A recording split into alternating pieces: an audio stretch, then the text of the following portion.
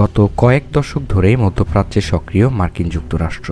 Iraq আক্রমণ থেকে শুরু করে ইসলামিক স্টেট বা আইএসের বিরুদ্ধে লড়াই কিংবা ইসরায়েল ও সৌদি আরবকে অস্ত্র পাঠানো এমন নানা বিষয়ে সম্পৃক্ত থেকেছে তারা। জ্বালানি সম্পদ, বাণিজ্যিক রুট, ভূ রাজনৈতিক স্থিতিশীলতা, সন্ত্রাসবাদ মোকাবেলা এবং ইসরায়েলের সঙ্গে দেশটির স্থায়ী মিত্রতার মতো বিষয়গুলো অঞ্চলটির প্রতি যুক্তরাষ্ট্রের আগ্রহের কারণ হিসেবে দেখে থাকেন অনেক বিশ্লেষকরা। তবে মধ্যপ্রাচ্যে অবস্থান করা মার্কিন সেনার সংখ্যা নাটকীয়ভাবে হ্রাস পেয়েছে। 2007 সালে ইরাকেই যেখানে 1,60,000 সেনা ছিল, সেখানে মিশর থেকে আফগানিস্তান পর্যন্ত সব মিলিয়ে বর্তমানে এই সংখ্যা 40,000-এরও কম। এর পুরোটাই মার্কিন সামরিক বাহিনী সেন্ট্রাল কমান্ডের অধীনে রয়েছে। অঞ্চলটিতে যুক্তরাষ্ট্রের উপস্থিতি আরও কমিয়ে আনা হবে কিনা তা ওয়াশিংটনের জন্য একটি গুরুত্বপূর্ণ কৌশলগত প্রশ্ন হয়ে দাঁড়িয়েছে। তো আজকের এই ভিডিও মধ্যপ্রাচ্য মার্কিন যুক্তরাষ্ট্রের কাছে কেন এত গুরুত্বপূর্ণ এই বিষয়টিকে নিয়েই। সো হ্যালো, আমি Yasin Shoaib, welcome to my channel. নিত্য নতুন এমন ভিডিও পেতে আমার এই চ্যানেলটিকে সাবস্ক্রাইব করার জন্য অনুরোধ করছি।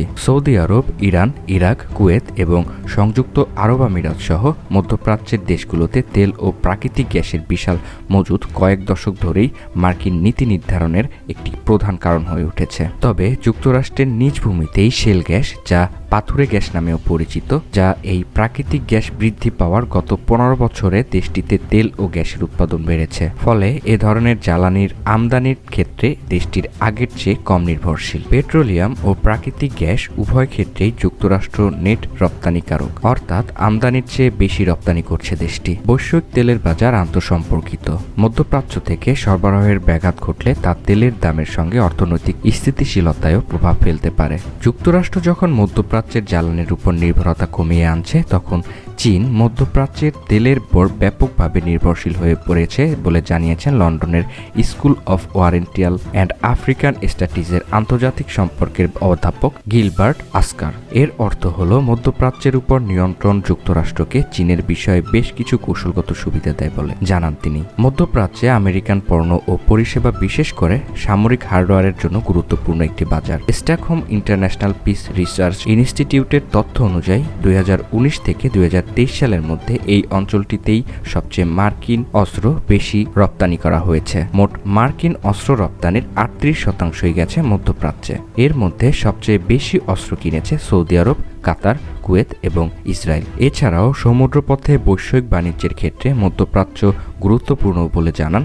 হিউ লোভাট। তিনি এই অঞ্চলটির ইউরোপীয় কাউন্সিল অফ ফরেন রিলেশনসের একজন বিশ্লেষক। গাজা যুদ্ধের ফলে লোহিত সাগরে চলাচল করা জাহাজে আক্রমণ শুরু করে ইয়েমেনের ইরান সমর্থিত হুতি বিদ্রোহীরা। প্রতি বছর 17,000-এরও বেশি জাহাজ এই সাগর দিয়ে খাবার, ওষুধ, জ্বালানি সহ অন্যান্য প্রয়োজনীয় পণ্য সরবরাহ করে থাকে, যা বিশ্বে বাণিজ্যের প্রায় 12%। যুক্তরাজ্য ও তাদের অন্যান্য আন্তর্জাতিক মিত্রদের নিয়ে 2024 সালের জানুয়ারি ও ফেব্রুয়ারিতে যে যৌথভাবে হুতিদের অবস্থান লক্ষ্য করে পাল্টা আক্রমণ চালায় যুক্তরাষ্ট্র।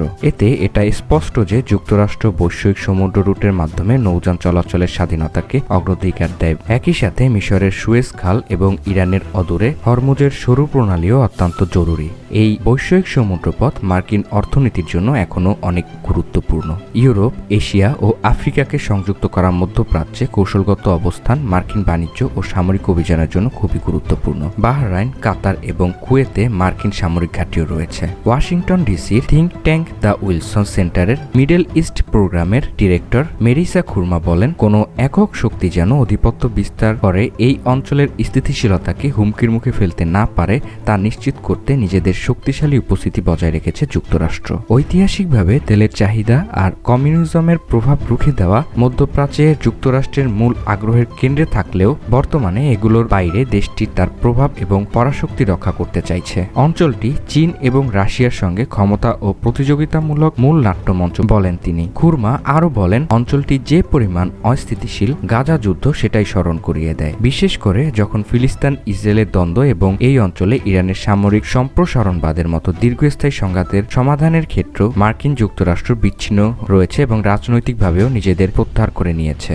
এই অঞ্চলের ক্রমবর্ধমান সন্ত্রাসী হুমকির প্রতিক্রিয়াতেই সাম্প্রতিক দশকগুলোতে মার্কিন সামরিক উপস্থিতি দেখা গেছে। তবে 2001 সালে যুক্তরাষ্ট্রের 9/11-এর হামলা চালানোর কারণ হিসেবে সৌদি আরবে মার্কিন বাহিনীর উপস্থিতির কথা উল্লেখ করেছিল চরমপন্থী ইসলামী গোষ্ঠী আল কায়েদা। যদিও আল কায়েদাকে ধ্বংস করার জন্য মার্কিন যুদ্ধের বেশিরভাগই আফগানিস্তান এবং পাকিস্তানে কেন্দ্রীভূত থাকলেও মধ্যপ্রাচ্যেও তারা তাদের কার্যক্রম ও জোটগত তৎপরতা চালিয়ে যাচ্ছে। আর অতি সম্প্রতি মার্কিন সমর্থিত একটি বৈশ্বিক জোট সিরিয়া ও ইরাকে তাদের নিয়ন্ত্রিত এলাকা থেকে ইসলামিক স্টেট IS গোষ্ঠীকে তাড়িয়ে দিতে স্থানীয় বাহিনীকে সমর্থন করেছে। 2019 সালে দলটির প্রধান আবু বকর আল বাগদাদি উত্তর পশ্চিম সিরিয়ায় মার্কিন বিশেষ বাহিনীর অভিযানের সময় আত্মহত্যা করেন। এছাড়াও ওই অঞ্চলটি হামাস এবং হিজবুল্লাহ সহ মার্কিন যুক্তরাষ্ট্র ও অন্যান্য দেশ কর্তৃক সন্ত্রাসী সংগঠন হিসেবে নিষিদ্ধ আরও কয়েকটি গোষ্ঠীর আবাসস্থল। এই অঞ্চলে মার্কিন উপস্থিতি IS এবং এর উপযোগী সংগঠনগুলোর জন্য নিয়োগের একটি প্রধান হাতিয়ার।